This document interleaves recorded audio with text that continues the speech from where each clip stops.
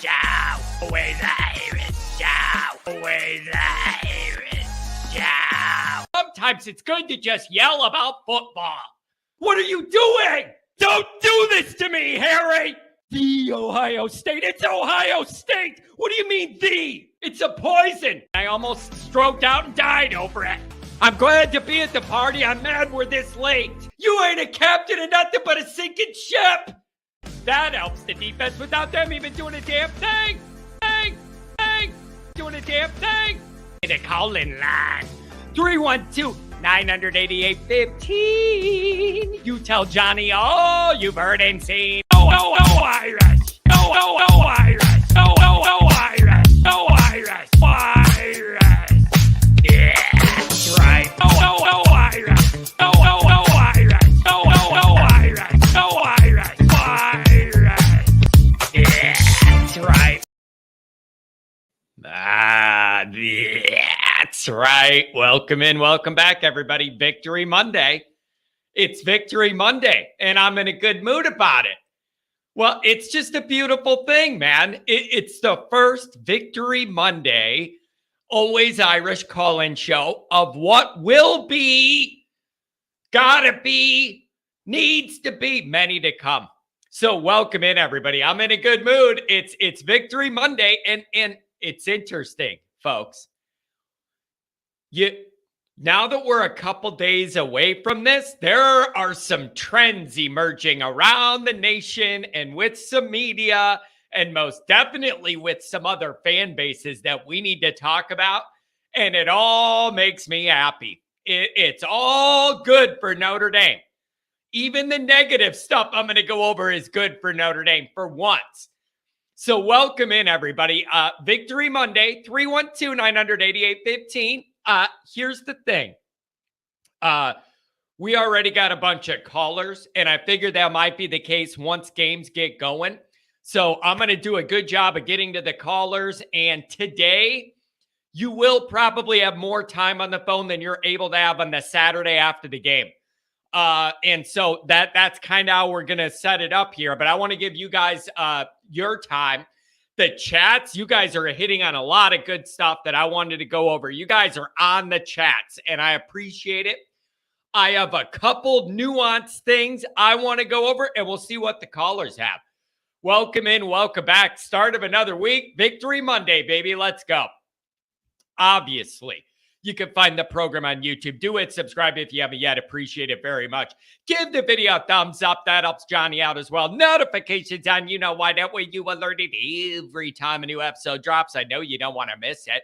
Twitter, X, whatever, D-Generation X. I don't know what it is anymore. Search Always Irish Rat. Always Irish Inc. Emails, alwaysirishnd@gmail.com.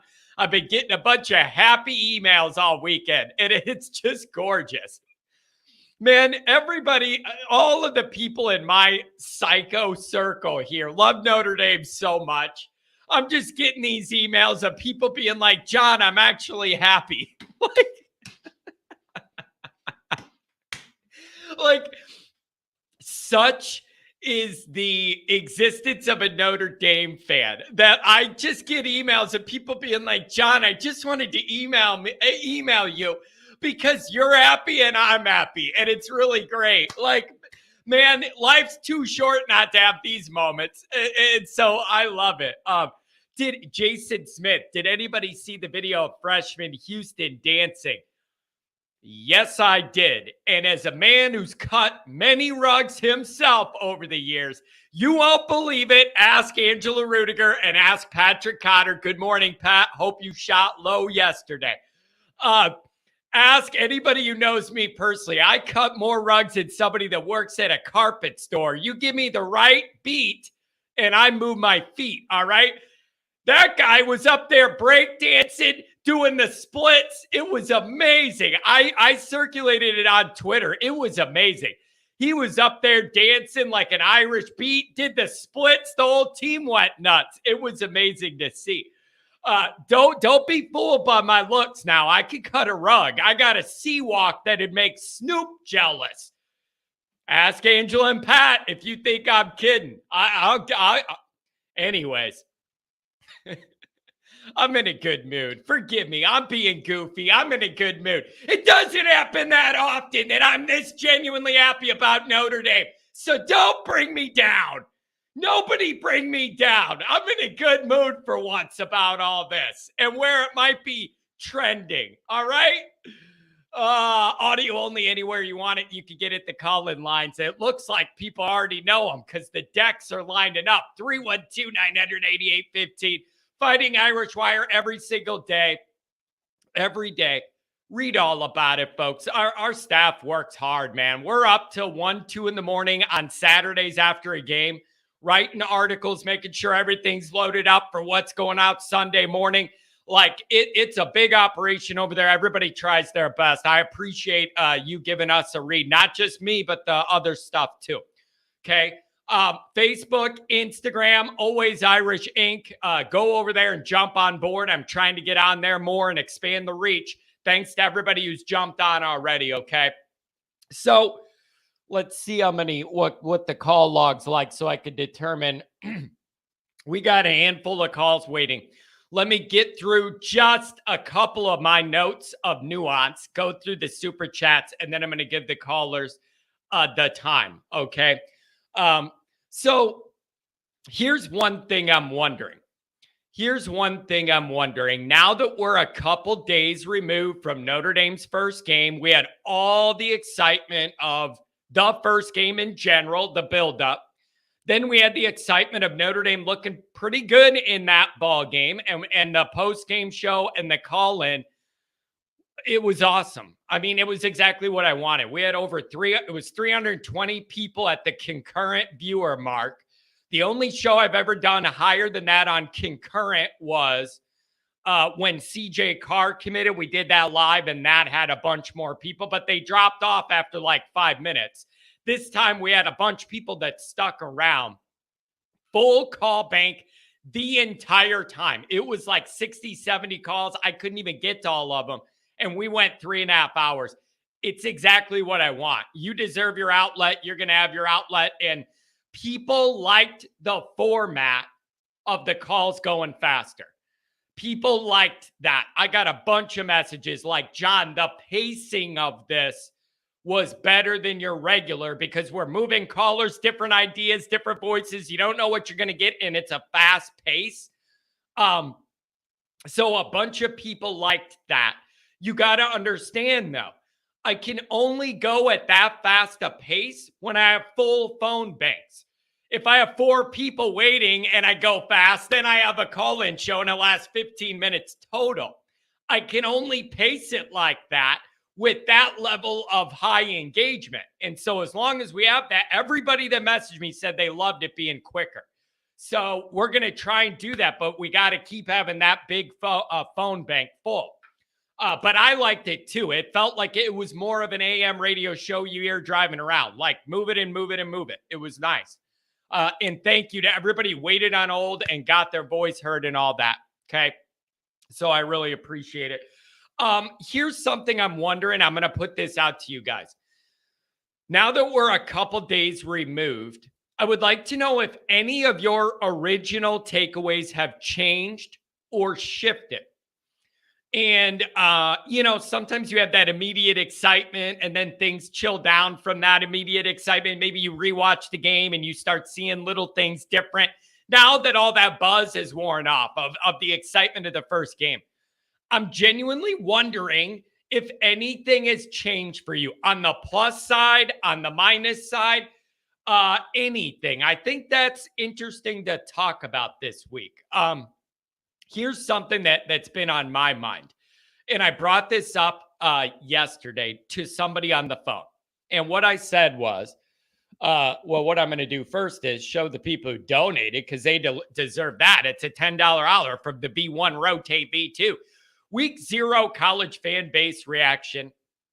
ND didn't beat Navy 100-10, so they are overrated, probably going 4-8. USC lets a group of 5 team run it for 200 and throw it for 200, and they are serious playoff natty winners. Yep. Yeah, that's the message. Listen, you guys, I don't know how many different times and ways I need to tell all Notre Dame people to stop watching ESPN. And they won't. You won't. The collective, we won't.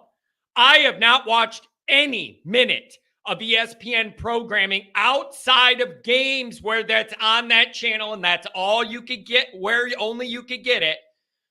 I have watched none of their programming for like 10 years. It's anti-Notre Dame. People were monitoring yesterday how long it was going to take ESPN to put something on their app about Notre Dame and what Sam Hartman did. No, it was all USC. Week 0, give the guy the Heisman again. All right? They don't have money invested in Notre Dame the way they do in everybody else. I don't know why you all don't get that. It permeates everything they do, all the programming angles, everything. But no, there you are, slobbering out of your mouth, excited because game day's on. What are you, in a rush to watch the Michigan guy pump them up? Notre Dame people are helping the enemy every minute you watch ESPN, in my opinion.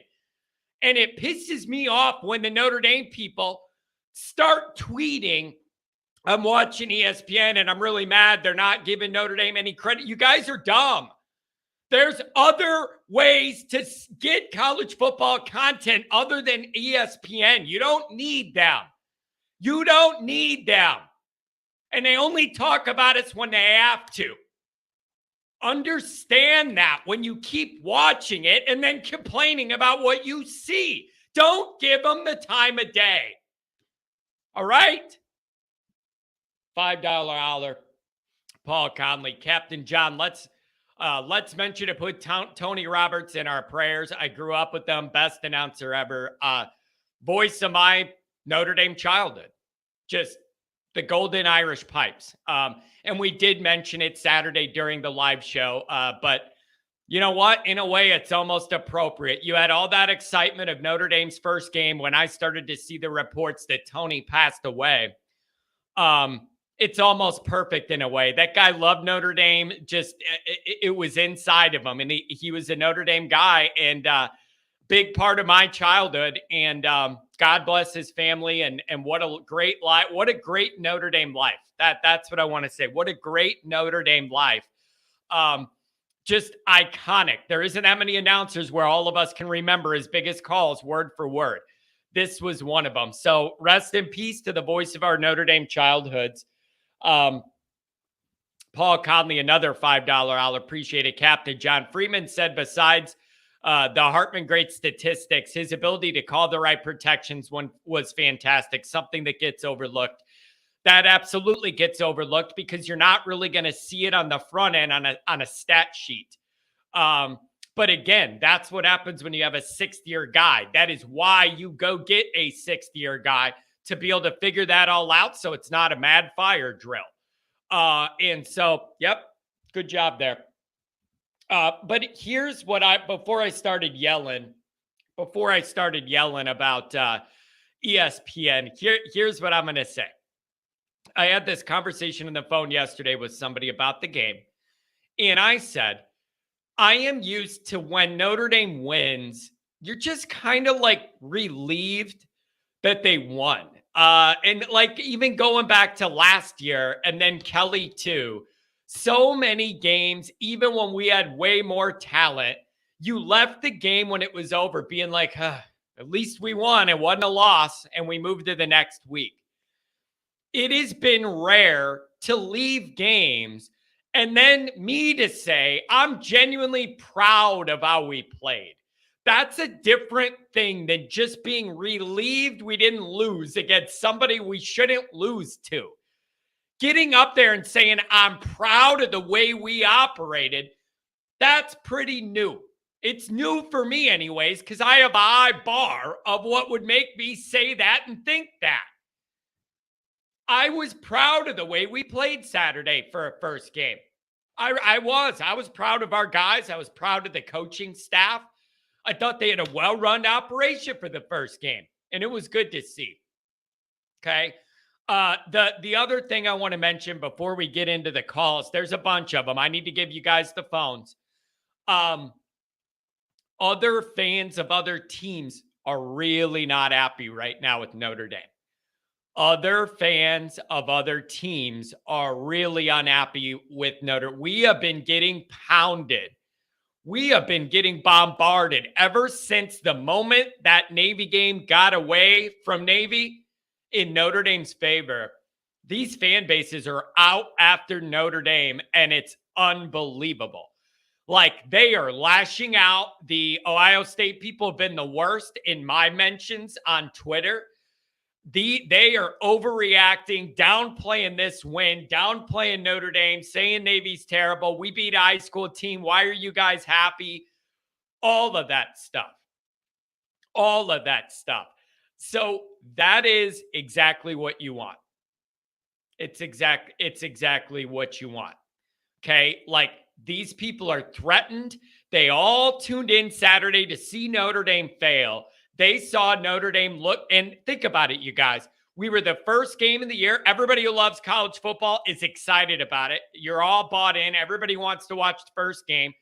Over half of the viewership that tuned in for Notre Dame Navy did so to see us fail. They didn't even have their team to switch to watch later, nothing. All of the attention was on Notre Dame in that moment, and they're all lashing out because we looked good. They're all lashing out. They're mad. They wanted Notre Dame to fail. Now they saw that Notre Dame has a real quarterback that changes things, and it makes them mad, and it's beautiful. It's Notre Dame against everybody, Notre Dame against the world. Screw everybody else. I want everybody else to hate us. I want to be in their mind. I want them talking crap online. It means that you're getting to them. It means that you are getting to them. All right? That's what it means. And it's exactly what you want. It's Notre Dame against the world, and they don't like it. The Ohio State people in particular, it's very, very obvious, you guys, what's going on. They're still working out two quarterbacks. Who are they going to go with? Blah, blah, blah. Little uncertainty there. And then they see Notre Dame go out there with this quarterback operating the way he did. The Ohio State people already know they're at a disadvantage at quarterback against Notre Dame, and they're lashing out. Now, I know damn well Ohio State has a more athletic, talented roster than we do, top to bottom. I'm not an idiot. I don't ignore reality. If anything, I'm almost too tied to reality sometimes for my own benefit. They have more talent overall, and there's no doubt about that. However, I think they know deep down that where it matters the most, Notre Dame has the advantage this year. Notre Dame has the quarterback advantage, and they saw it, and they don't like it. And they are lashing out. All right. We got a bunch of callers. I'm going to try and get through some of those, see if there's a lull, and then I'll add some other stuff. This is all a little bit of a calculation. I got to see how many people we have, and we're gauging it. First Monday, decent amount of calls. Let's blow through the first bank, give them their time, and then we'll see where we're at. I'll put the chats up as we go. We're going to go to 773-818-937-574651. You're all coming up on the first bank. 773, you're talking to me. Good morning. Hey, Tom Frawley. How are you this morning? I'm doing good, Tom. I believe you and I talked after the game Saturday. I would love to know if your perspective on anything has shifted at all, good or bad, or if anything's changed since the game. Where are you at a couple days later? Well, I'll tell you, I watched I dissected the game video twice yesterday, and I picked up a couple of things that I didn't see. So Hartman's decision making, the touchdown pass that he threw to Jaden, not to Jaden Greathouse, but to Thomas, that went over the middle in the end zone. There were two other receivers that were wide open. So what that means is he's got a check down. He had a guy in the flat that was wide open. At worst case scenario, if Thomas is covered, we're picking up a first down.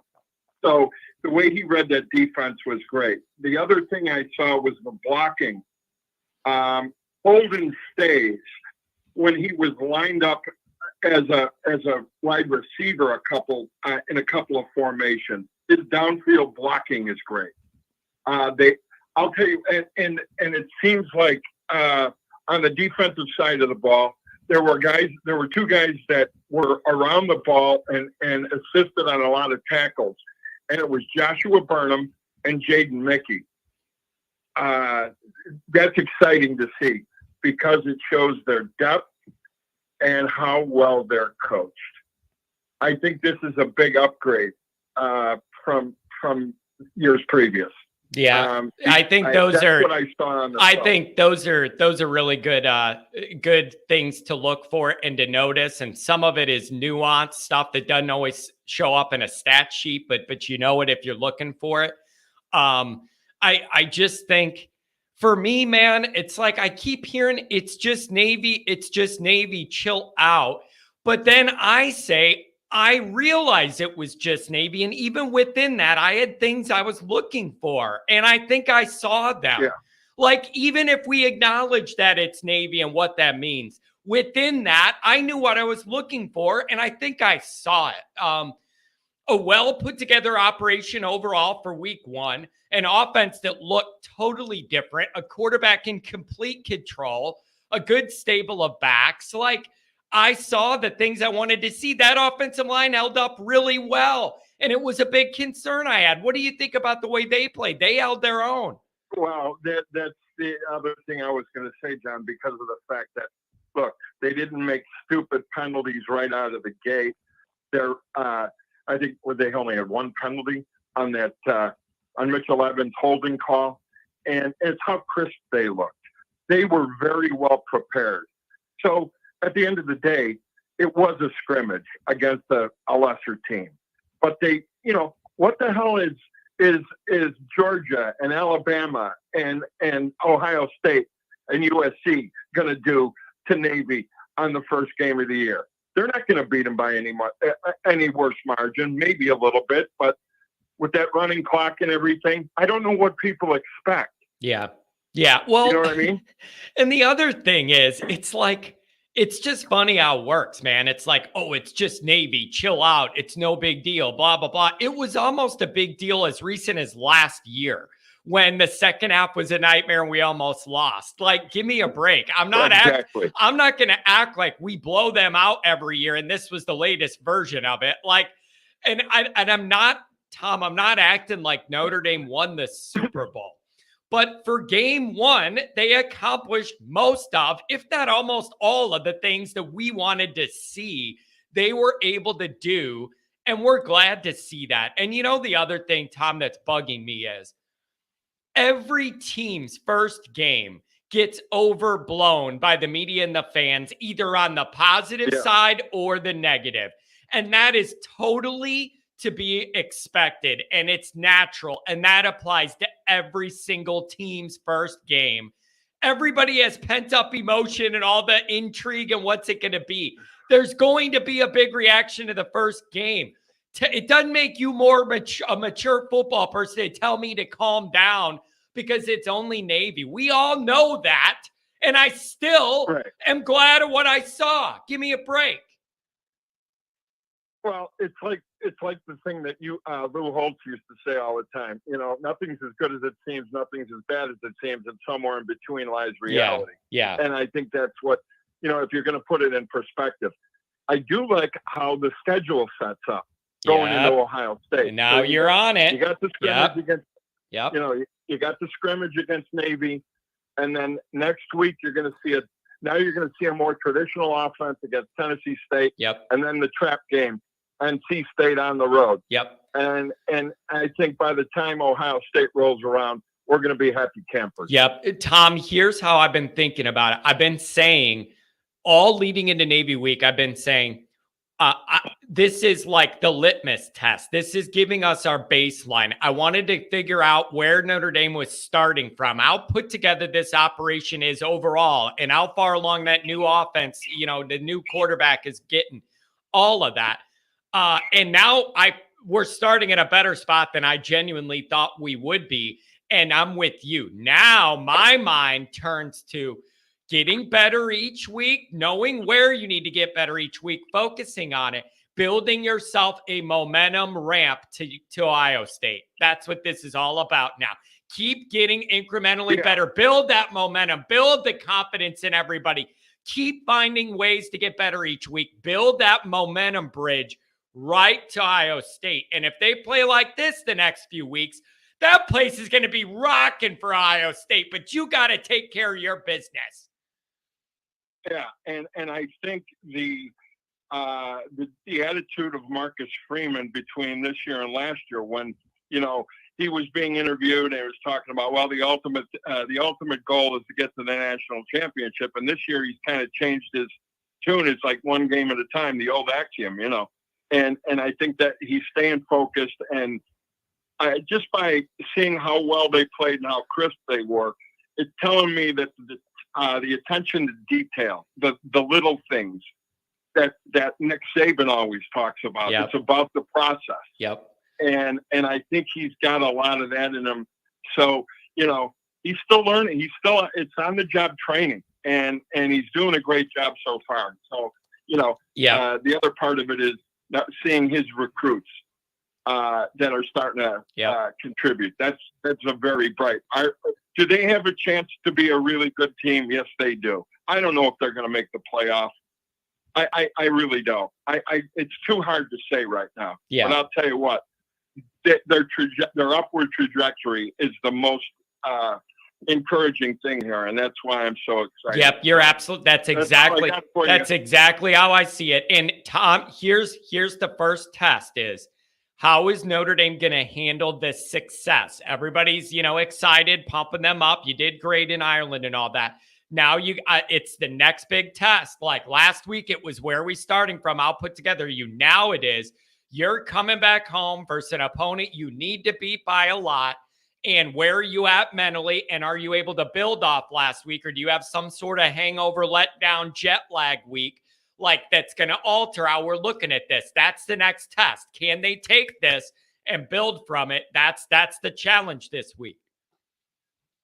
Well, I'll tell you, having been to Ireland 5 times, the jet lag coming home isn't as bad as it is when you get there. So I'm not too worried about them. Plus they're in shape and they're getting plenty of rest and they're eating right. Yeah. So and I'm not worried about it. And they're a lot younger than us to bounce back too. I bounced a lot back. I bounced around a lot better when I was 20 instead of almost 40, so that's true. Well, they're not they weren't hanging around the pubs drinking copious amounts of Guinness either. That's they were on a tight schedule. Yeah, that's a good point. Hey man, things are looking up. It feels good to be here with you on a Victory Monday, and Notre Dame's off to a great start, and it feels and looks different, and that's exciting to people too. The way Notre Dame won looked and felt different than the way we've been winning recently, and it feels more modern and more exciting and more like modern college football. That's exciting too, man. Anything else? Thanks for the call on a Monday morning. Appreciate it. Just the Chicago Catholic League teams performed very well this weekend, so it was a win all weekend for me. There you go, man. That is beautiful. Enjoy this week, and we'll see. You'll call me later in the week when you do some scouting report on Tennessee State, maybe. But enjoy your Monday, my friend. Great talking with you. You too. Take care, John. Have a good one. Oh man, that guy researches so much football. It's amazing. He genuinely does. All right, let's look at a couple chats. I'll go right back to the call. Let's see what we got. Phil, good to see you, Phil. I was very impressed with the O-line and all the backs. All 5 of the backs ran the ball well. I do believe part of the reason they had to respect the pass game for once, which opened up holes for the backs. I mean, that's the idea, you guys, is that Notre Dame can present defenses with both. And we have not been able to do that. No one has been scared of Notre Dame's passing game or quarterback specifically for way too long. It changes every game you're in when you have a quarterback that's this capable of operating smoothly, reading defenses, scanning, making progressions, knowing it just changes everything. These other teams are not used to Notre Dame being this put together and having to worry about the run and the pass. It changes everything that's possible for your team changes when you can play this way. And this is what it should be like for real teams, this is what it has been like. We have been a handicap with one arm tied behind our leg trying to compete. This is what it takes. Real, modern, good quarterback play changes everything. Changes everything. 818, let's make it great on a Monday morning. All right, John, allow me this. I want a Sam with a smooth hand. I want someone with an easy touch. I want someone who will spread the field and then avoid that four-man rush. I want a Sammy with a smooth hand. Smooth Sam, Sammy smooth hand Sam, you name it, John. This man is smooth. It was a smooth operator. He's a smooth operator. He was, baby. That's smooth. Oh God, man. It was good to watch. Means that I told you after the call-in show that the best thing I saw, I mean, was he was a maestro on the field. And I'm not trying to overplay that, man. The last time I saw a Notre Dame quarterback that then caused everyone else to feel that kind of level of relaxation was Tony Rice. I haven't seen that level of just the operation going exactly how it's supposed to be since Tony Rice. Man. Yeah, it didn't. Again, it's one game. It's sad, man. It didn't. Multiple people message me. It honestly doesn't even feel like I'm watching Notre Dame because nobody's used to having an offense that looks that way. Like it's not in a panic and a desperation, and it's desperate to try and gain like 15 yards. It was just great to see modern Notre Dame offense. It was just a joy. It was just great. Even I can't be negative about it. It's great. I know, man. I mean, John, see, it's not always the quarterback being calm and collective. It's how he had everybody else feeling calm and collective that really shows his true worth. Okay, he had the fan base feeling calm and collective. Yeah, that's a real accomplishment, man. Because I'm watching that game and I'm like, my God, this doesn't look like a fire drill. Actually, like seriously, man, smooth. That's the word that just keeps coming to me. Sammy Smooth, man. Yep, that is the best thing he's going to bring to us all year, John. Yep, and it changes everything. It changes everything. That feature alone of his experience and poise back there and under control nature, that makes all things possible. Like all things, you're entering these big ball games and you feel like you have a quarterback who has it under control and can handle it, as opposed to every other one of the big ball games we were going. I already know we're at a negative on the quarterback. They got the advantage on that one. And then that permeates how the whole offense looks from there. We're on the plus side of it for once, and I'm enjoying every minute all of these games with Hartman. This is a treat. It's going to be a treat. I agree. All right, now wait. I got to ask you, though. Wait, I got to ask you, though. Yeah. Did anything change after this has sunk in on you, or has time gone on, it's reaffirmed your original thoughts from the game, or has anything changed, or you've calmed down, sobered up, whatever it is after the weekend, and you change your mind, or no? No, I got to be honest, man. No, it's actually gotten a little bit better. I didn't give enough credit to the running backs the other day, man. The guys that were backups that came in, Jerry and Price, Jeremiah Love, Payne, bring the pain. Yeah. There was some really good. Talk about smooth. The operation at the running back position is like he just plug another guy in. I mean, it's pretty much what a luxury when SMA can fumble and like, yeah, let's sit that guy out the rest of the half and throw in the other guys, and they're just running up the middle for 12 yards, zigzagging their way for 7, swing to the right for 8 or 9. I mean, it was a beautiful thing, John. They were very rarely in third downs as the game went on. I mean, there was a sequence there where I think they never went to a second down. Well, we never punted. We never punted. I don't know if that registered to me in the game. We never punted. Like, listen, I know it was just Navy, but it's been just Navy my whole life. And after years, we struggle with them. So, like, you don't get to have it both ways. Be like, it's just Navy. You should do. Yeah, I know, but we don't always. So when we do, it feels good.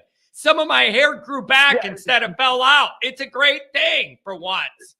John, when you look at the second half of that Navy game, and even the first half, we were up by a lot of points. I didn't feel as good about that first half as I did about this first half. I really didn't. Even the score might have been actually a little more dominant. I think it might have been 35 points we put up for that first half last year, but it didn't matter. I just felt different about this one, man, because everything looks so easy. Usually it's the opposite. Everything looks so hard. And here it was like everything was just coming. Look, again, it's not just the fact that it's just Navy. It's just game one.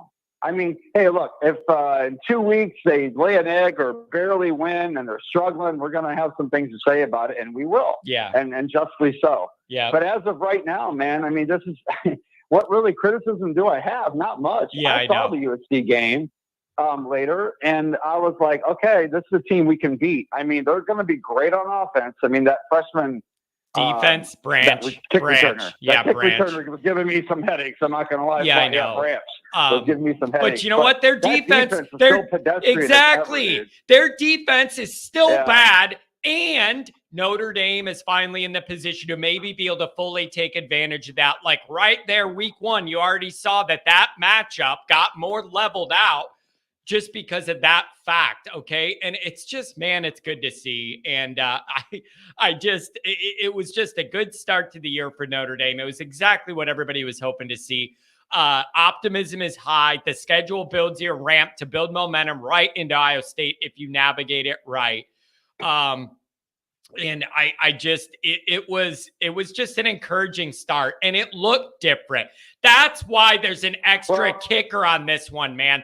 That's why people are feeling different than a normal first game win. It looked and felt different, and Notre Dame fans liked the way that was. It looked like a real offense. Well, and on the other side of the ball, John, they just played extreme. You talk about assignment football. I mean, other than I think I made a gaffe. I said first couple series, but I meant to say it was first couple snaps. It was the first few snaps of the game. They looked a little shaky, and then they cleaned it up right away. And I'm telling you, man, the linebackers looked for real, man. They were absolutely where they needed to be. They were flying to the ball. Tackling was crisp. It didn't even really need to become a secondary day. I mean, some people were talking about some guys being open. Yeah, I guess that's true. Even though they were overthrowing them, but the operation in the front seven was so good. And like you said, John, I'm glad you brought up the defensive line. If I had to nitpick something, because I really couldn't find anything either, but I guess just from the simple standpoint, they didn't necessarily stand out. Therefore, you can sort of nitpick, but man, those linebackers played a great game, John. They really did. Yeah, it was just an encouraging start. And I'm happy for Freeman, whatever plan he put in and implemented.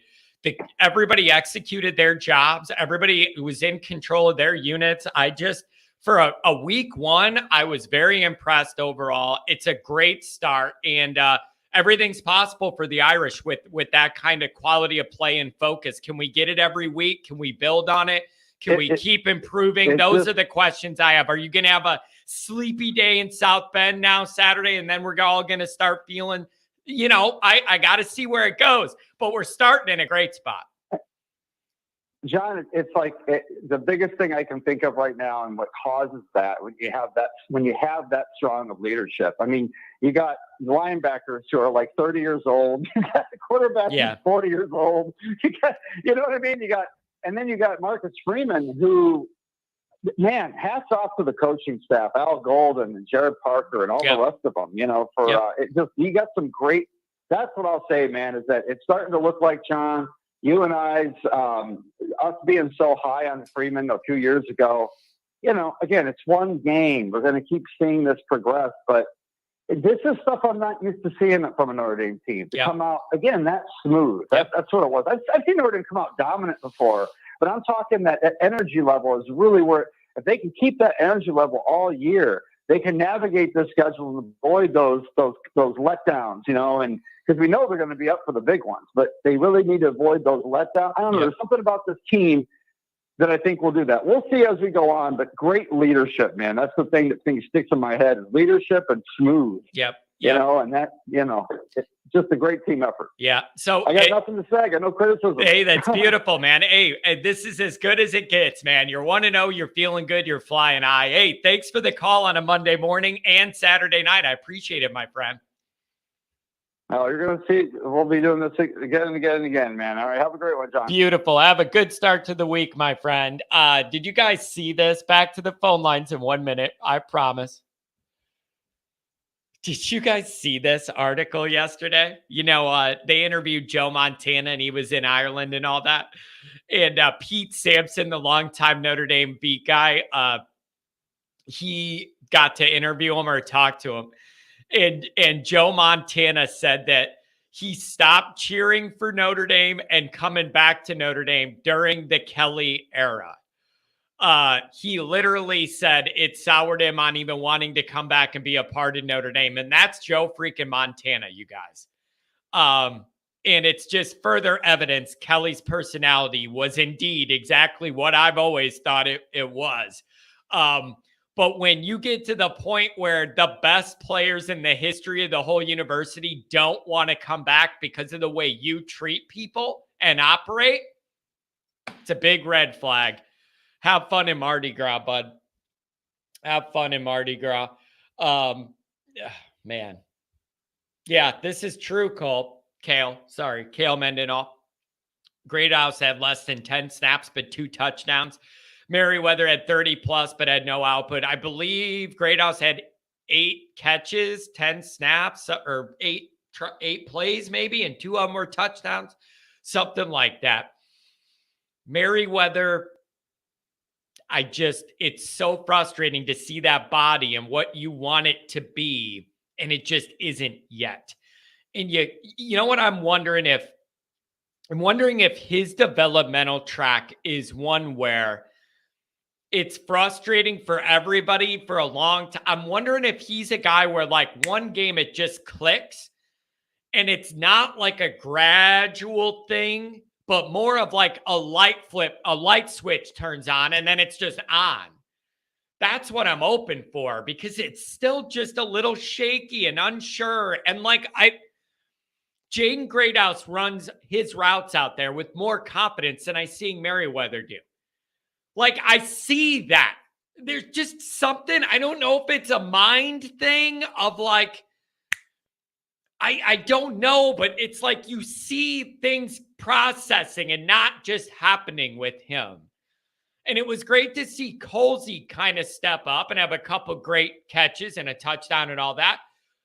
But for this offense to really be all it could be, you got to have Merriweather emerge to a certain extent. Either that or he needs to not be out there. And I don't even know if they have the bodies to make that a reality, but like that's the other side of it. If you ain't going to get open, you're not making catches, what are you doing for me? So I want to know what that's going to look like. Now, again, we got a few games here where he should be able to try and build momentum, get some catches under his belt, whatever. But if you want to look at negatives from this game, him having no catches has got to be among at the top of the list. Missed field goal, bad is on my list. Merriweather, no catches on my list. I don't like Estime putting the ball on the ground. There's a few complaints if you wanted me to find something. But that's a different set of worries than the ones I've been operating with the last handful of years. And I'm glad to have this set of problems over all the old ones. All right, we're going to go back to the phones. We got people that want to talk today. 937, you're in Evan. What's going on? Hey, John. Just want to call in and get my perspective here. Has anything changed? Anything changed from like how you felt Saturday night into Monday, or you feel pretty stable with your initial takeaway? I enjoyed the game. But since the game, I just feel like everybody I listen to hates Notre Dame or are a bunch of idiots who just have talking points that aren't reality. And yeah, I mean, let's start off here. My biggest takeaway is we looked really sharp. You want to know something that was different than last year? Against Ohio State, against Marshall, against California, our offensive line just missed so many assignments. I don't know how hairy he stands, and Tommy Reese, Tommy Reese, returning offensive coordinator, he should have had the guys ready to go at the beginning of the year, running the same offense they've been running forever, be able to know who to block. That shouldn't be a problem. But if you go back and watch those games, people just come through the line unblocked. I didn't see that one time. To me, that says we're sharp. We know what we're doing. We're not out there running around like a chicken or a head cough for 3 games. So in my mind, I don't think we're going to have a letdown game like we did last year with losing to 2 of the worst teams on our schedule. Yeah. Because we just know what we're doing. Yeah. And you know what? Know that we were better than we're better than Marshall. Is Hartman's presence and the way that guy operates alone enough to almost make sure that a Stanford and a Marshall don't happen? Like, even if other parts of the team have a bad down week, I almost think that's the kind of guy that gives you a low level of play that's enough to take care of that. Look, again, against Marshall, 3 interceptions from 2 different quarterbacks. Let's just say we had Sam Hartman last year, right? Let's just theoretical. Would we have beaten Marshall still? Probably, yeah. Even with as bad as our offense was coached, yeah. Probably still come out of that with a win. Everything looks way more put together, man. It's just encouraging. It's encouraging. It really is. Good job by Freeman. They came out organized. I really do not feel like enough people. I'm not saying names, but people are oh, the offense isn't any different. We just played really well, and it's Navy and this and that. Even guys on our side. And I say, look, to me, one of the biggest standout moments of the game was our opening drive. Mitchell Evans held on a first down carry. We go, it's holding. Now it's 3rd and 12, right? You know what happened? We went to the huddle. We called a play. We went up to the line of scrimmage, and it was the perfect play to estimate on an out route with a blitz. And we just completed it, and we go, and we get a first down. That doesn't happen. That doesn't happen with Tommy Reese. Tommy Reese, how many times did we have penalties and we're walking up to the line of scrimmage and all of a sudden Drew Pine's oh, hurry up. We got 5 seconds left. Yep. Hurry up. No, that's what happened. That's what happened last year. And that's why we lost so many games last year. And our offense was so bad. Telling you, man. The defense could tee off. My blood pressure was in a way more healthy place all of this game because very early on I realized we have a quarterback who's under control of this for once. And I don't have to worry about it being a clown show. It's just going to be what you need it to be. And it was just watching the first half of that game. I was just oh my gosh, we have a real quarterback. And he's doing all the things a real quarterback does. And it just was so good to see. You know what's sad about it, man? All right, here's a negative. It's a negative to me that I have to act like it's a super gift from Santa for Christmas that Notre Dame has proper quarterback play. There's a negative. It shouldn't be this rare for me to be this excited that Notre Dame has an offense that looks put together. It shouldn't be this rare. Once every 15 years is too rare. But I will. So I do want to say, Sam Hartman. Here's the deal. He's been on average. Let's just say average teams, right, for his career. He's been on average teams, and he has made some mistakes on those average teams. So I look at it. If he was on our team last year, our team was kind of average. Last year, to a great extent. And would he have made some mistakes last year? Yeah. But this year, with the coaching change, I just think the biggest thing is, we got a new offensive line coach. I liked your comment about the quarterback coach being on the sideline. I liked it. That too. Listen. We have an actual quarterback coach who is just there on the field aware of what's going on and feeling the pulse of like what the mood is too. See, that's gonna come around too. That's the thing, man. And now listen, people told me, John, you're an idiot. Don't you remember when Reese called down and yelled at Pine like that? You know, he could connect to him from the booth and all that, yelling at him last year and all that. I don't care. I like that guy down there to literally be able to put his arm around a guy and calm him down or do what you need to do and literally feel the energy on the sideline with the offense, with the quarterback. They showed it multiple times, and every time it looked like Geno had something he was trying to get through to those guys or get better. Than I just loved the way the whole thing came off. Geno seems like hands on, but not smothering.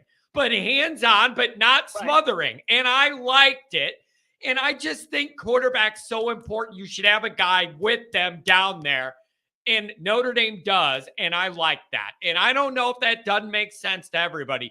I appreciated seeing that hands-on effect. Right.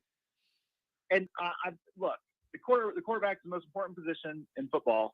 And you should have a guy standing on the sideline watching the game from only a quarterback's mindset to then, because like the quarterback is going through his possessions,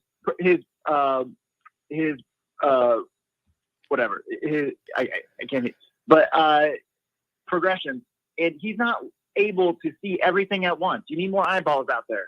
But when your quarterback coach is also the offensive coordinator, he's not looking at it from strictly a quarterback's mindset either. And all of these assistant coaches who are the wide position coaches who are on the sideline, I don't know how many people here have played sports. Like when you go to the sideline, they're letting you know what's going on things that you may not necessarily be seeing, so that then next time you go out there and you're in the same position, you're going to be able to do something maybe a little bit different that gets you open or that helps you complete the pass or whatever. Yep. Like that's the point. Like, look, we got a multi-million-dollar, team here. You think you could have somebody on the sideline helping your most important position out. I find a lot of value in it myself. I just do. And so here's the thing though, man, moving this forward, we're going to spend today celebrating the win. It's a victory Monday. And then we're going to start getting into the week talking about game 2. What is on your list, if you have one already, of things you want to see Notre Dame improve on or work on between game 1 and game 2 that you hope to see in Notre Dame Stadium this week? Well, to me, the only thing that you really need to work on is maybe having a little bit more run with your backup running backs to solidify in your mind who the real number 2, number 3 guy is, and then I think when it comes to the passing, the passing game, I know people are making a big deal about Merriweather not having a catch, look, Sam Hartman, you can see him. He was upset with himself. He didn't throw the ball soon enough. He didn't throw the ball flat enough. Otherwise, it would have been a touchdown, and it was pass interference. I don't know how they picked up that flag. I mean, the guy was there early. Yeah, and why throw it? I don't get it. It's like, look, people would have a totally different perspective if Sam Hartman had done what he thought he should have done, which was just throw it a little bit sooner. Because you can see he made the hand motion I need to zip that in there, you know. And if he catches it, it's like, oh, Merriweather had a touchdown, hurrah, and I guess from my perspective as a player, hey, sometimes things don't necessarily go perfect, and it's not Merriweather beat the guy, and the ball was just really high, and it allowed the guy to catch up, and it was pass interference. So I mean, most of the time it's just well, it's a 15-yard penalty. It's still a positive play. Yeah. So that was a rough one. I'm not worried. I'm not near as worried about Merriweather. And in all of his big snap counts, he was out there blocking and stuff a lot. And Jaden Greathouse was, I think I'd have to go back and look. I'm pretty sure every time he was on the field for a snap, it was a passing down, which also to me says that they want to utilize him in the passing game. But when he's out there, he's being looked at. Yep. And that young man is earning his snaps. There's no doubt about it. He is earning his snaps. He carries himself not like a year one guy. He has confidence that I love, but it doesn't cross the line to me of being too cocky for a young guy. But you got to have some swag and confidence to be a good receiver. No good receiver doesn't. I love everything about it. I even like the mismatched socks. Did you notice he had one blue, one? I even like that little piece of flair. If you're going to be out there catching TDs, do it your way, big boy. I like it. Now I'm going to leave you. I'm going to leave you with this. Okay. I still think this. I don't think that the X factor against Ohio State, USC, and Clemson. I still don't think the X factor is going to be the passing game. I still think the reason why we might win those games is all going to come down to our running game. Yeah, I still believe, and I'm more convinced after seeing how sharp our offensive line was. And it's not the fact that you can push Navy guys around; it's the fact that they did not miss assignment. Yeah. Yeah, and those guards, man, and we get 3 more games. Most of the summer was all about that. What are those guards going to do? Are we going to hold up against the middle? It was a nightmare last year against Navy when they came all out. Those guys handled it. Good job for Rudolph for picking the guys he did. Great job by the players. Those guys did a good job. Coogan, Rocco's Modern Life, they did a good job. Now, good job. We might find out against Ohio State, crap, these guys, they know what they're doing, but maybe they're going to get pushed around. That we got to find that out yet. But last year, good start. We had 0 chance. Yep, good start. This was a good start. Yeah, and let's see them get better week by week. Hey, man, I appreciate the Monday call. Good call, my friend. Keep them coming. All right. All right, man. Appreciate it. Have a good Monday. Give me a call later in the week. Break down Tennessee State. Oh, man, I love people that love Notre Dame and want to break it all down. Andrew Gilmore, I think there's an answer to this. I don't know about everybody else, but I was surprised Payne was number 2 over Price. I think Price looked more explosive. Here's the way I understood this. Maybe I'm wrong. I understood that against Navy and what Navy's defense did to Notre Dame last year, there was a heavy prioritization on being able to pick up blitzes and block in this game specifically. And then you have Estime, but then after him, I think the coaches felt that Payne was the most reliable blocker and blitz pickup guy. And they were worried about that against Navy. I suspect that may be why Payne was right there as the number 2 guy, because he has a more consistent history of that blitz pickup than the other younger backs. But I am telling you right now, Price and Love, wow. Like, wow. You already have Estime and the physical machine he is. Those 2 guys both are going to be magical to watch. And then there's guys coming in behind them that are going to be good too. That running back room's unbelievable. You better figure out a way to keep Dealing in the house. Keep them in the house. We got a $5 holler from Justin Lanius. Thank you very much. Tired of Navy. Played them so many times. They made their money back for World War II times a million. Ultimatum. The game is game 1 every year. You're canceled. I've been saying that. If we want to do this, I would be totally fine being like, we want to honor the commitment, do this tradition, but it's going to be week 1 all the time. Make it week 1 all the time. Notre Dame can prep for it. Get it out of the way. It does put Navy at a disadvantage because their offense is always based on timing and rhythm and all of that. And that takes time to build. And week 1, they're usually not all put together. Sorry. Too bad, man. Too bad. We're Notre Dame and you're Navy, and the football just isn't the same. And I would be fine being like, we're just going to make this week 1 all the time. And if you don't want to do that, then we have no problem putting out a press release saying Navy wouldn't agree to these terms. I'm sorry. I want to respect the history, and I want to respect what Navy is and what those players become for our country. I do. But you have to separate that from the business football side sometimes. Play us week 1 or don't play us. I'm fine with that. And then it's up to them if they want to lose their number 1 game on the schedule or not.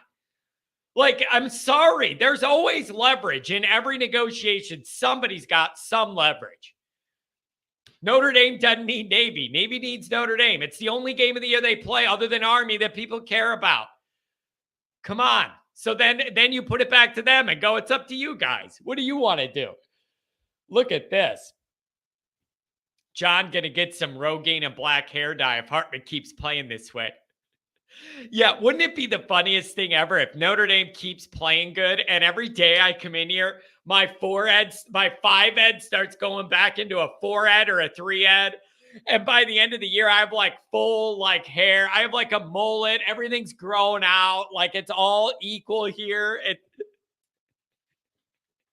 telling you guys, nothing has taken more years off my life than Brian Kelly Notre Dame football. I mean that. Nothing has taken more years off my life in totality. Not life stress, not abusing drugs and alcohol. Like none of that stuff. It's Brian Kelly running Notre Dame. The way he did it and made it look and made me feel taking more years off my life than aging itself.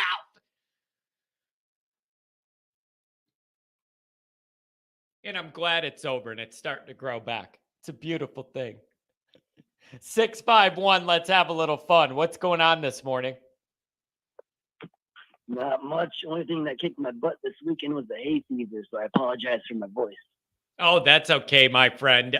So what are you thinking now? We're a couple days removed from Notre Dame's first win of the year. What do you think? Put it this way. It was so good when we were up 14-0. I took a little snooze, woke up, we had the ball back, boom, great house end zone, 21-0. Wasn't it? I said, good. Didn't look like this much. Wasn't it? Listen, man, it just felt different. It isn't just about the final score. It's that it felt different. It felt like Notre Dame had a more real world modern operation in the way that top teams compete now. It's not a finished product, but it looked closer to that than anything we've seen. And it was just a great, encouraging start. Yeah, most part was pretty efficient. It was very nice to see the balance of the pass and the run. Yeah, but, and you know what? Wait. Now that you mention that, I want to throw it out there again. I've done it before. I'm going to do it again. I thought Gerard Parker had a great debut. There was a lot of questions about the play calling. How would you want to set things up? I think for a first game, he did great. That was a good plan, good execution, good balance. I liked the amount of guys they got involved, what they were running. Really good job by Parker, and I'm very happy for him. He got off to a rough start here because of reasons outside of his control perceptually. He went in there and put together a good plan. The boys executed it. Really good job by him. Great start. Well, yep, hopefully they can keep it up and maybe a little extra time for Hartman. He was taking some hits there on a couple of those throws. I don't want him to end up like Brady and, hurting a knee. Yeah. You know what? They hit him a couple times. But the cool thing was Hartman knew it was coming and got enough on the ball and got rid of it right before it because he's got that timing down. But yeah, man, it just what? Hartman shimmy shake when that guy broke in and went left and went right and then quick ran by him and threw to I think Greyhouse again in the end zone. That was nice to see. It was beautiful. The composure, the willingness to maybe run for it first, but he said, "Oh, this guy's open." You know what that's called, man? You know what that's called? The quarterback it factor. That's what that's called. That is having that it factor. And we're only used to seeing it when USC's playing. All right? It's nice to see that on our side for once. A quarterback that can make a wow play. It's just exactly what this program's needed. I'm just so glad this is where we're at. This year's going to be exciting. Oh, yeah. Yeah, I'm excited. I was a little bummed with Tobias after once they took away that penalty for the passing interference, which was very obvious. But they took it away. I said, uh-oh, I think he might be mentally out. And then turns out, we didn't really see him much the rest of the game, which is unfortunate. He has that 6'5" frame. Sometimes it's like, hey, why can't you moss it? We got Fink doing it, and he's only 5'8". Yeah. Yeah, I think. But the ball was softballed in the air. There was a lot of time that Hartman gave to it. So he could have tried to tippy toes the end zone, but either way, you got a big guy. Just like, just jump over him. Yeah, I know. It's just a little, everything isn't clicking yet. And I keep saying this. I am not acting like Notre Dame is a finished product, but I am genuinely saying they're starting out at a better place than I thought they would be.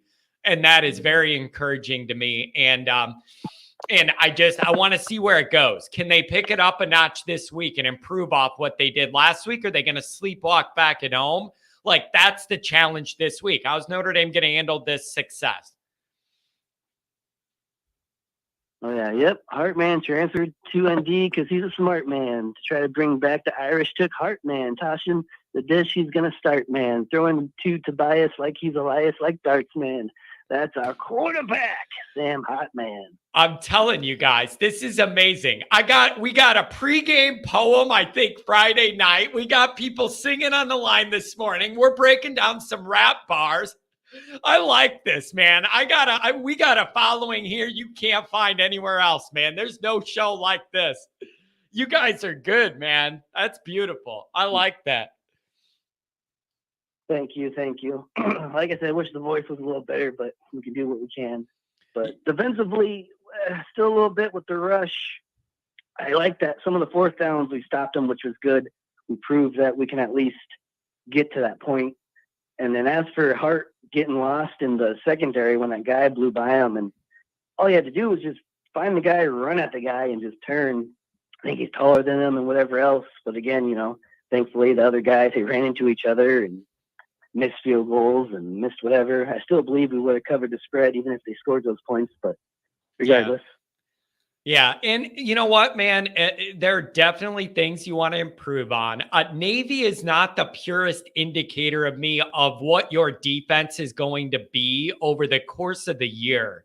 That's in my mind too. Like the uniqueness of with which how Navy plays offense. I want to see Notre Dame's defense after a couple weeks of facing more traditional looking offenses in structure and scheme. That's going to give me a better overall viewpoint of where we're at. So they're still on my I need to see more list. But on the offensive side, I know that what I saw is way further advanced than anything we've had in a long time. And the starting point there is a good one that I can live with. I love it. And people basically hate on Navy because, they only run, they only do this. But then again, you still need to execute and do your things. And even though, we didn't show off our tight ends and what have you because we didn't need to, we needed these other guys to get their work, feel a little better about themselves, and then get on to the next game. Yeah. Yeah. And so I don't know, man. It's just good to, I was thinking about this. Think about the vibes last year after week 1 compared to this year. Like you get that first win. It really, really helps ramp up the energy. Nobody likes it when you're excited about football coming back all summer. Then you lose your first game. All the air goes out of that balloon after 1 week. And then you got to kind of try and build it back up over time. That's just not ideal. Yep. And the 2-minute drill, that was beautiful too. We got the ball. I think that's after they missed the field goal. Yep. Give or take. And we had a minute, whatever left. And Yep. And that's exactly, that's why you bring Hartman in here. That's why you bring a guy like Sam Hartman in here. It's to operate a 2-minute drill and believe he can get you in position to put up points. It's exactly what happened. Anything else, my friend? Thanks for the wrap this morning. No problem. I'm excited to see more growth out of the team, and hopefully it kills on a recruiting trail and we start getting those bubbas on defense, and then it's real. Just it's looking good all over. Yep, I like your path, man. Awesome. I like your path, and I haven't even really gotten to the recruiting part of this yet, and what that could turn into. That's exciting as well, man. Oh yeah, once we throw down that flag against Ohio State, it's gonna blossom. Well, there you And go. then it's just right that wave, because that wave's going to be so huge, man. Ooh, some say it's going to be the Tide. We're going to fight the Tide in the championship. Oh, man. I like the energy on a Monday morning, my friend. I like whatever you put in your coffee. Send it my way, buddy. Thanks for the call. Save the number, all right? All right. Thanks again. Stay alive, Johnny Five. There you go. Have a good one. Oh, I like this. You guys are getting creative now. We're getting the night before Christmas, all about Notre Dame. We're getting this. It's beautiful. We got some raps. You guys let me know if something's going on if I'm freezing or something. I'm getting an alert that I have low bandwidth on StreamYard for some reason, but my Wi-Fi's at 100%. So I don't know what's going on. If it freezes, it'll catch back up. It'll come back and be fine in a minute. Hang with me. Might be able to still hear me, and then it'll lock back in. Who's Your Daddy says they were talking about Kelly being a prick to Joe Montana's kid and lying to him about different stuff. And then Who's Your Daddy said, all the top coaches are pricks. Get used to it. The problem is you need to be a top coach. I don't disagree with you when you say all the top coaches are pricks. Get used to it. When you win stuff, that can justify the means you do to get there to win stuff. What's Kelly won that justifies him being a prick? Nothing. That's the difference. People always say, where does Nick Saban get off saying some of the stuff he does to the media? Blah, blah, blah, blah. He's a winner. He's a winner. He's a winner. That's the difference. Could you imagine if a Notre Dame coach said something like, they're not winners. Winners get to do and say what they want. It's the way of the world. I'm not saying it's right or wrong or fair or unfair. Winners get to do what they want. People that don't win don't. That's just how it is in your business, with the top salesman at your company, with football, whatever. Winners get to do and say what they want. Kelly hasn't proven that. Kelly doesn't get into that category, never winning a major bowl game in over a decade at Notre Dame. Are you out of your damn mind? Are you out of your mind? He does not have the credentials that justify carrying yourself like you have it all figured out. No. So that's where I'm going to disagree. 937, what's going on? What's up, Johnny boy? How are you doing? I'm in a good mood, man. I'm in a good mood. Notre Dame looked good. All the other fan bases don't like it. What's not to like? So here's my retort, because I'm the one that lives in Ohio as well as the 937 guy. The Buckeye faithful keeps saying, "Oh, it's just Navy." Like, well, you guys open up with Indiana. Like, what's the difference? It's just Indiana. You know what it is, man? So listen, I know what happened with them. They all watched the game, saw how good Hartman looked, and they're mad about it. And they know no matter what, they have more talent, but they're already thinking in their Ohio State minds, Notre Dame's got the quarterback advantage, and they know it as they try and decide between the two guys they're working with. They know we have the advantage at quarterback, and they don't like it, and they're lashing out, and I love it.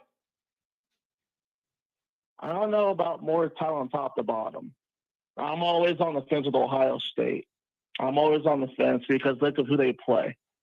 They play a bunch of weak scrub teams, and they got to get big for maybe 2 games out of the year. I don't know. That's still undecided. Yeah, but wait. What you just said is right, but the schedule's separate than the talent. Like, I'm not denying they have more talent in the program top to bottom than we do. Like, but that's separate than the schedule they play. I just think they have more talent. Like, they recruit in the top 3 to 5 every single year. They have more talent. I just think we may have the most important guy. Now, we talked about this before. Talent doesn't always equate to production on the field. Again, Texas A&M a couple of years last year. That's true. So, yeah, I mean, it's easy when everything's going well, but when you get punched in the mouth, let's see where it goes. Now, the things can we please give Al Golden just a round of applause for holding Navy 3 points and 125 yards rushing? Yeah. That's pretty impressive. It was a good. Outside the first Yeah, Oh, go ahead. outside of the first kind of, there was a couple plays there where we were kind of trying to get organized, and then we figured it out. Al Golden deserves a lot of credit. He obviously looked at a lot of what went wrong last year, and they corrected a lot of it. And I don't care who you're playing. If you give up 3 points, that is winning football every single day. There's things to build 100%. from. Good job for Al. You got to give him credit. Those guys shored up a lot of the ugly things that happened last year in this game. Good job by him and the staff and the players to deliver it.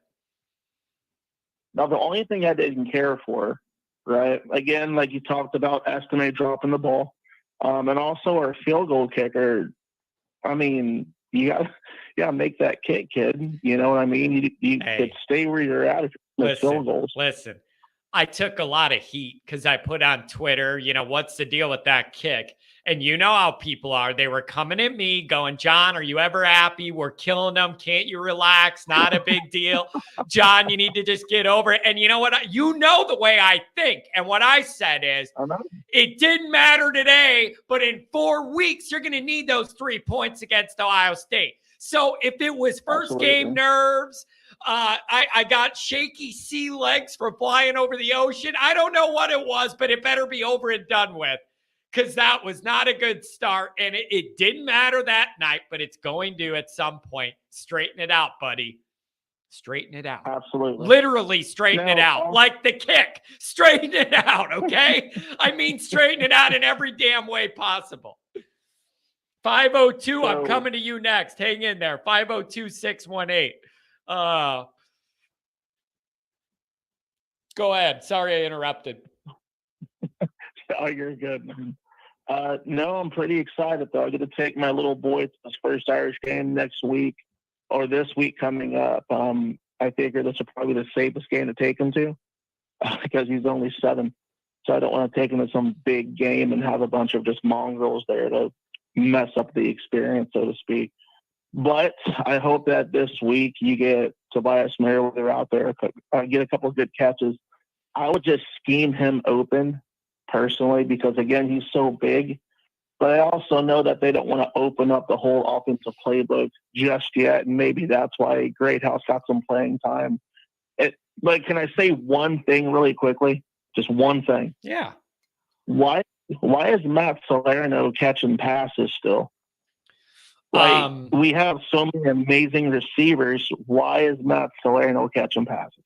The reporting that I saw from camp about this was that the beat guys that are there every day are saying Notre Dame fans are disrespecting that guy because he's not flashy, but he just knows where to be, where to find a soft spot in his zone. He's reliable, and he's going to catch the balls thrown to him and be sneaky. And there's going to be a handful of plays in the year you're going to remember by him where he just finds a soft spot. He's a bailout for Hartman, and we go from there. Now, in an ideal world, you would have guys with way more athleticism, talent, and speed ready to go and take that spot. And maybe they're not there yet. But the media likes his reliability. He just knows where to be. He's going to catch the balls thrown to him and do his job. I don't know what else to tell you, man. I'm not going to tell you he's a 5-star athlete. I'm telling you what I've seen and heard and read. So you're basically saying he's just like a Chris Fink. Yeah, kind of. Just reliable, and a guy that knows how to get open and find a soft spot and maybe catch, a dozen passes in the year, but a couple of them break for first downs. I don't know. Just makes me anxious of having such a filled room that looks like we might be keeping other talented receivers on the field for that is all I'm just trying to say. Yeah. And you know what, though? Maybe there's time for that to change throughout the year as well as guys will develop. Maybe some of that will emerge. And so, but it's been talked about. But I think they do rely on him, and he's going to catch the ball, just kind of a reliable dude. And there's some use for that, but you would hope the actual ultra talent, physical talent would start to emerge. Okay. Last thing. Yeah, go ahead. USC, I thought looked terrible. I'm not impressed. Do you mean just defensively or overall? Because it's hard to say that skill talent looked terrible. Oh no, the offense is always going to look like the offense when you have that many people, but the defense just looked bad and looked slow and sluggish. Like, to be honest, until they start waking up. But I don't know, man. Out the gate, they didn't look like some unstoppable juggernaut. So I still feel good that we go undefeated. I'm telling you, man, that defense is still an issue. That Grinch defense is you were giving up, what was it? Almost 200 yards through the air and the ground against San Jose State. And I know that they're not like terrible. But if that defense is still a problem, that's interesting when it looks like one of the strengths of Notre Dame's team might be the quarterback play and some of the features on offense. It will be a different matchup between Notre Dame and USC this year because of the way that Notre Dame's built different. It's a totally different ball game in the marquee three. That's another big takeaway. It's a totally different ball game in all those big three games. If you're going to get quarterback play this competent, it changes the world. So I feel the reason why our defense played so well versus Navy is the fact that we kept extending drives against Navy. Usually we try to just go up and down the field, score 17, 21 points, call it a night, keep them out of like arm's reach. This time we actually did the same Navy concept and just kept our defense off the field, just kept extending drives. I mean, we tried that week 1 versus Ohio State with Buckner, and it worked pretty good up until the fourth quarter. But now we have a lot better quarterback, and I'd say a lot better receivers. Man, at least they've grown since last year. It was such a bad starting point last year. You had all sorts of questions, almost no wide receivers. Like offensive lineman got hurt before the game and was limping around, and you had to adjust there. And then you had a quarterback you dropped into the horseshoe his first game against a top 3 opponent. And then we got 10 points. And it was just not very fulfilling. I'm so glad we're removed from that. No, same. Well, big guy, I'm going to let you off there. You got to call this for and say, hey, go Irish. And you got to have that dog in you. Yeah, that's right. You got to have that dog in you. Thanks for the call, buddy. Save the number. See ya. Oh, man. You callers are starting to get creative. I'm getting rhymes. I'm getting rap lyrics. I got a poem Friday night. I love you guys, man. You're getting creative. I wonder what's the longest time John has gone without getting upset. I don't know. Probably like 5 minutes. There's always something. It's not always football, but there's always something that's annoying me. Maybe 5 minutes. It's not getting upset. It's the level of upsetness. It isn't just getting upset. It's the level of how bad it is and what it translates to. Oh, man. 502, I'm talking with you. Happy Victory Monday. Hey, thanks, John. Long-time listener, first-time caller. I really appreciate that. Thank you very much. Really good start for Notre Dame. I'm still feeling pretty good about it. I'm wondering where you are. Give us your analysis. Yeah, just a couple quick things, and then I'll let you go. One thing that really stood out to me was the lack of dumb penalties. Now, you may have talked about this before, but the discipline on the line was outstanding. Last couple seasons, I just pulled my hair out with dumb penalty after dumb penalty. And I don't know, how many did we have in that game, John? One? I believe, penalty? Yeah, I thought it was one. We had the hold early in the game. It is on. I've been mentioning it, man. You have like the practicality of how you play, but a whole nother part of it in a game 1 and with the unique opponent is we looked really well put together. Everybody looked like they knew what they were doing. All the different coaches and position groups. It wasn't a cluster and we're all out of sorts week 1, all that. They had a really clean, tight operation. And that is one of my biggest plus side takeaways. I was very impressed. Good job by Freeman. Whatever they adjusted going into all this seemed to work really well. Yeah. And then the second thing that stood out to me too, Hartman's a 6th-year guy. And, the celebration and the excitement when he hit his receivers in the end zone, and the celebrations, like he almost celebrated like he was a freshman. Like that's the first time he'd thrown a TD pass. And to me, that stood out because for him, it should be just routine, but the celebrations with not only the receivers, but his front line, offensive line guys, that stood out a lot to me. And that impresses me because that's contagious. And that's what a leader does. Yeah, it didn't feel like Notre Dame football. I like recent, like it's the biggest compliment / insult I could give. It almost felt like you weren't watching Notre Dame because of how tight of an operation it was and how the offense actually felt dangerous to you. It was just, it's a new vibe for a Notre Dame fan, and I'm here for it, man.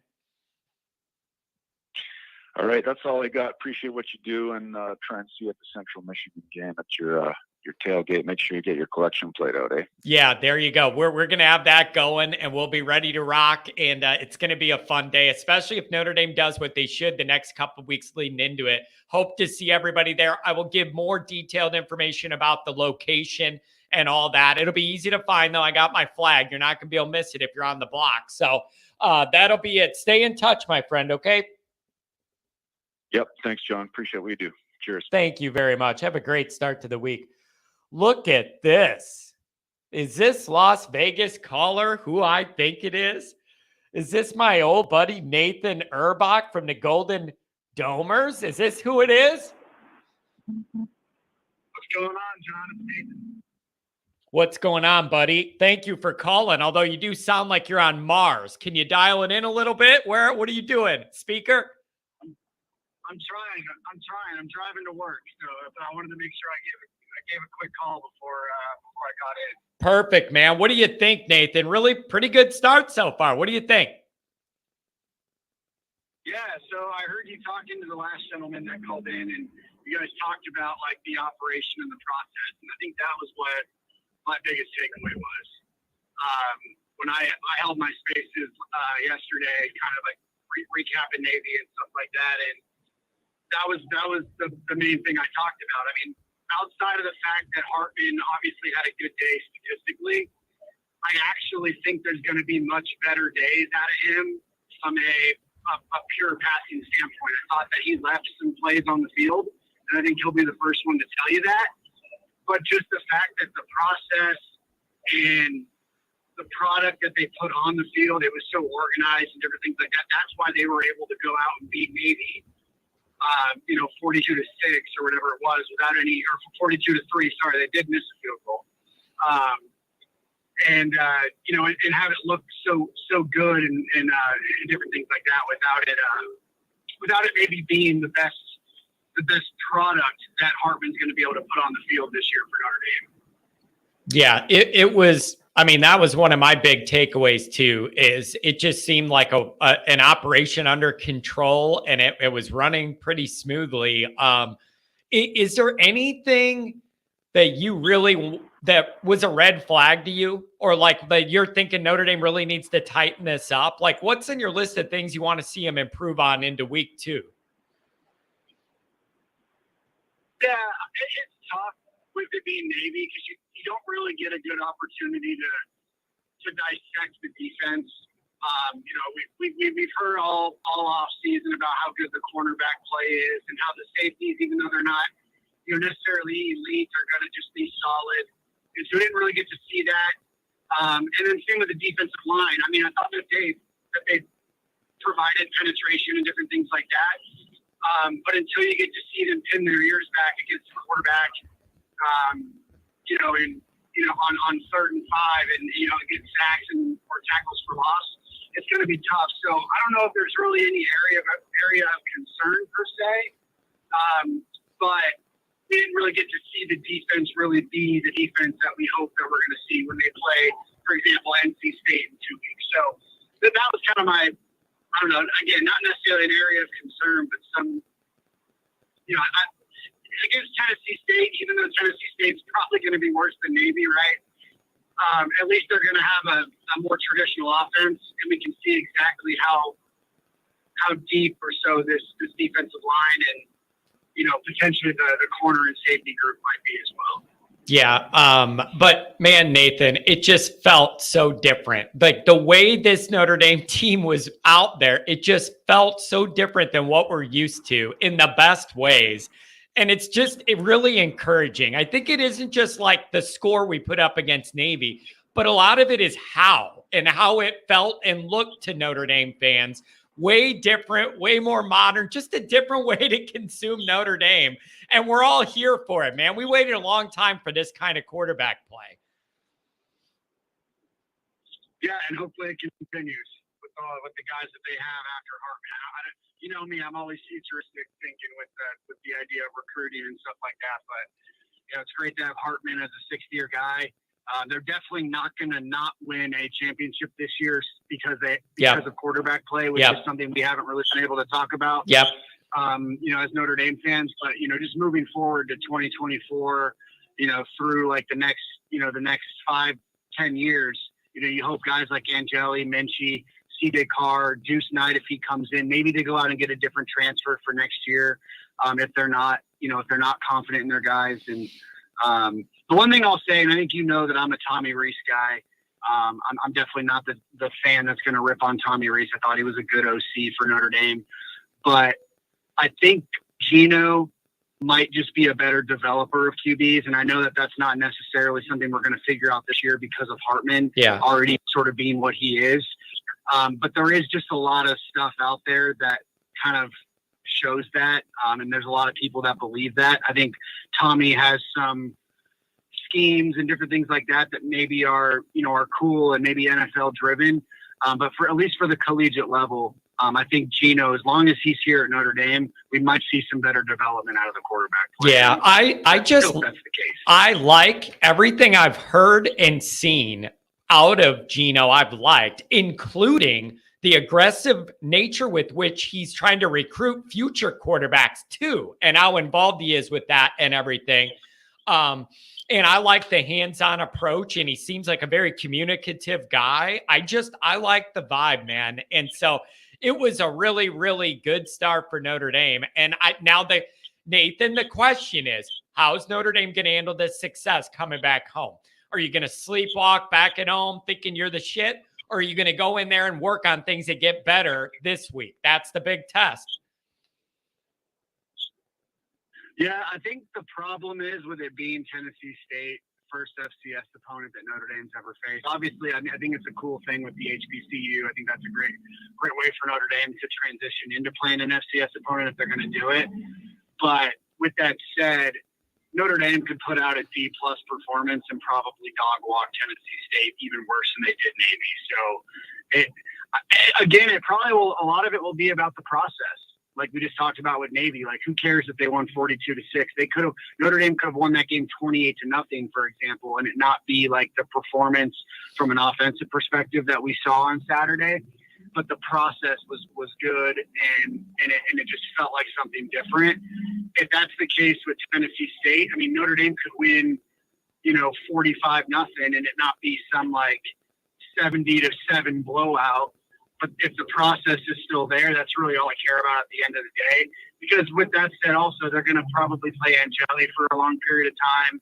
They're going to take out their defensive starters probably halfway through the game. This might be the first game that we can actually look back at in a long time and say, hey, the backups really got in there and played for a significant portion of the game rather than just like the last series or two. Yeah. Yep.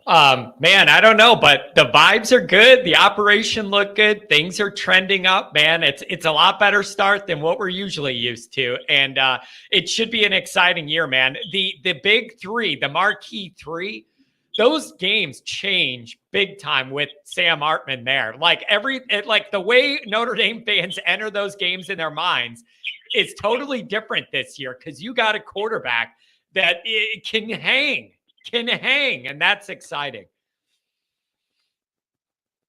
Yeah, absolutely. I'm pulling into work. I just wanted to make sure I gave you a call. I know I told you a couple weeks ago that I would be calling in more often for the show. So, but thanks for No, taking it, Nathan. I'll be listening to the rest of I the appreciate that, especially on a Monday morning. You're busy. I appreciate the call. And then let me know if you want to come on and do a recruiting episode or do something on your own. Doesn't have to be live. We could set that up too. Okay. Sure thing. We'll do it. Perfect. Have a good day. Thanks for the John. call on the way to work. That's very nice of you. I know people are busy and it's a Monday morning. Now, wait a second, man. I was in a good mood. I wasn't getting all pissed off. Look at Mr. Man here. ND plays 3 top 10 teams. The rest are cupcakes. ND always takes the easy road to pretend to be elite. Plus, one of those top 10 teams that ND plays this year just struggled against San Jose. Mr. E-Man. No. This is a bad take. This is a really, really bad take. First off, where are we going to start with? ND plays 3 top teams. The rest are cupcakes. Here's number 1. There's only a couple other teams, maybe a handful, that play 3 top teams at all. So even if you're wrong, but even if we acknowledge everybody else is a cupcake, there's only a handful of teams that have 3 top 10 teams on the schedule to begin with.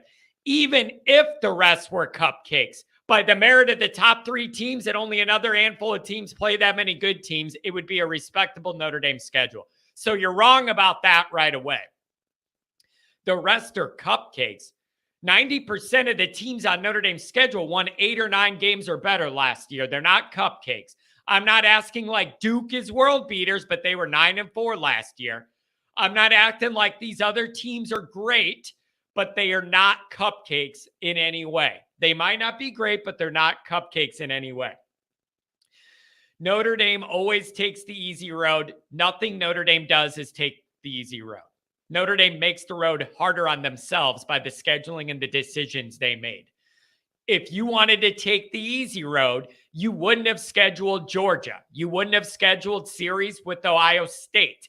You would not have Alabama and Texas A&M coming up on the schedule. You are a fool. You just have blind hatred for Notre Dame, and you're never going to give them any credit for anything. All right? But on this one, you are wrong in literally every single practical way that you could be wrong. You're wrong. In every way. In every way. Indy only plays 3 top 10 teams. Bro, no, this is just a bad take. I would respect this more if you just said, I have a blind hatred for Notre Dame and I'm going to find a way to discredit them in every single way. Like, I would have more respect for you if you just said straight up, I hate Notre Dame and I'm going to go against you on everything no matter what. It's just so funny. Indy plays 3 top teams. The rest are cupcakes. Most teams play all cupcakes and no top 10 teams, or maybe one. Say it about Michigan. Say it against Georgia. Their schedules are an absolute disgrace. I don't see you saying nothing about that. I don't see you saying nothing about that. 618, make it great. Hey, John, I'm heading home, but hey, that was a great win on Saturday, man. And like I say, man, I want to feel the fact that. Yo, I can't hear you, man. 618, I did not mean to cut you off. I couldn't hear you at all. You sound like you were in a damn tornado or something. I didn't want to be rude to you. I just couldn't hear you at all, man. 205, make the phones come alive. Johnny. Hey, what's going on? Good morning. I just want to let you know I'm a first-time caller. I've been listening to you since like the 8th grade. I just graduated this year. And I just want to say what you've been doing for me and, you know, my love for Notre Dame football, it means the world to me. I got really nothing else to say besides go Irish, and have a good day, man.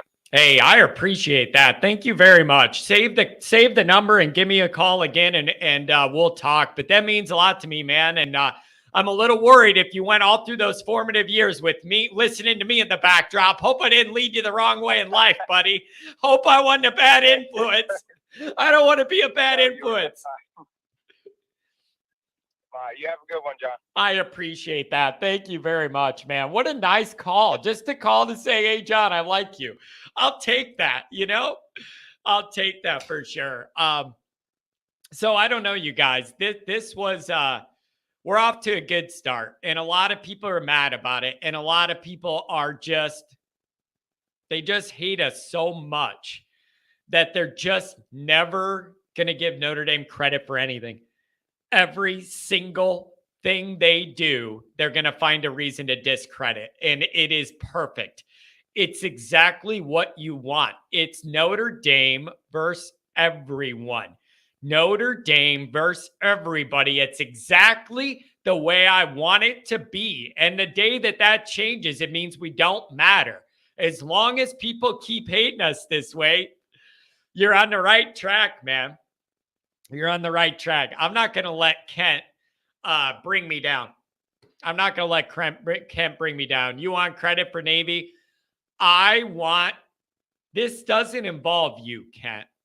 This doesn't involve you. You're in Ohio State land, and that's fine. This ain't about you. This is about me as a Notre Dame guy having a set of objectives that I wanted my team to reach in the game one. And they did. That's all it is. That's all it is. This ain't about you, Kent. And it isn't about what you think of Notre Dame and Navy or whatever. It's about what we and our fan base think. And I had a set of things I was looking for Notre Dame to accomplish, and they did that. And you're not going to bring me down. I'm in a good mood over that.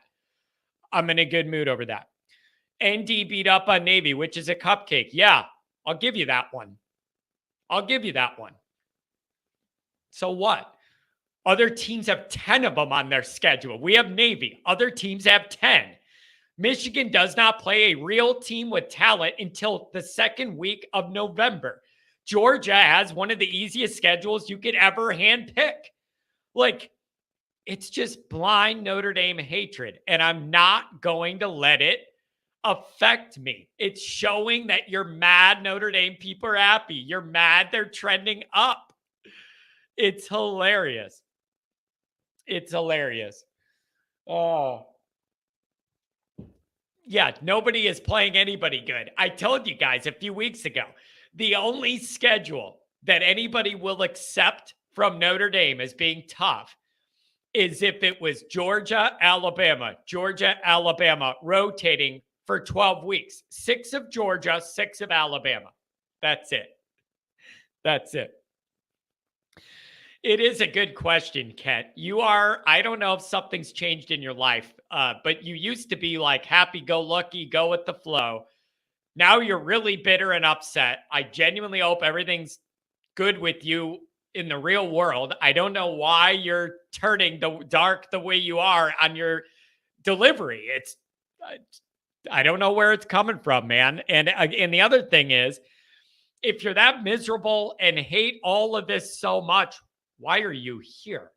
It's not even your team you follow. So if you're that miserable following Always Irish, just go away. It's really easy. Like, I genuinely want you to be a happy person. If this place is bringing you down and you're not even a Notre Dame fan, just go away. Go to the Ohio State shows. There's some. You can find them. All right, folks, that's going to be it for the day. I got some things to do. I got to get my kid to school. First day of school ever for the little girl. And I'm having trouble adjusting to that. That control. I got to give up that control of knowing my kid's with somebody I trust at all times. Today's the day for that. So we got to drop her off for the afternoon, preschool, whatever.